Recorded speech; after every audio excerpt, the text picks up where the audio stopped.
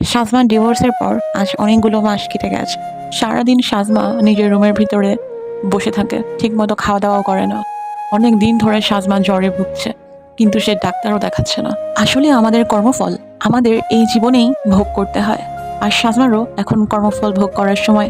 সাজমা ওর মাকে বলছিল, मुझे सुकून नहीं आता हूँ, एक लम्हे को भी सुकून नहीं आता।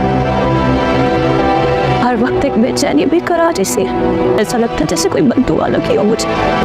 জিশানকে অনেক কষ্ট দিয়েছিলাম আমি। ওকে ওর মা বাবা ভাই বোন সবার কাছ থেকে আলাদা করে ফেলেছিলাম। এমনকি খালা মারা যাবার আগে জিশানকে শেষবারের মতো ওর মায়ের মুখটাও দেখতে দেইনি।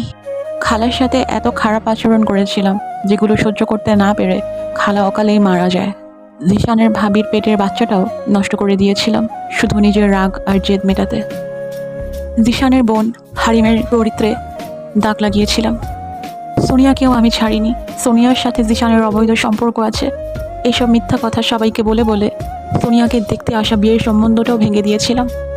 खाला का बहुत दिल दुखाया था मैंने, लगता है उनकी बददुआ लग गई। ज़िशान का भी मैंने दिल तोड़ा, उसकी आह भी लगी होगी मुझे। मैं क्या करूँ अम्मी, मैं उनसे कैसे माफ़ी मांगूं? या अल्लाह। সাজমাকে কাঁদতে দেখে সাজমার মায়েরও অনেক অপরাধ বোধ হতে থাকে। কেননা কোথাও না কোথাও সাজমার এত স্বার্থপর হওয়ার পিছনে সাজমার মায়েরও হাত আছে। ছোটবেলা থেকেই সাজমার মা অন্যান্য ছেলেমেয়েদের থেকে সাজমাকে বেশি ভালোবাসতো।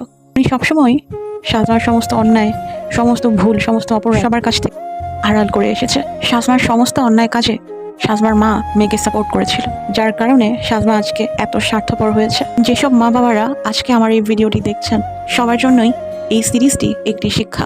মাঝে মাঝে সন্তানের প্রতি মা বাবার অতিরিক্ত ভালোবাসাই সন্তানের জীবন ধ্বংস করে দেয়। সন্তানের শুধু ভালোবাসা নয়, শাসনেরও প্রয়োজন আছে।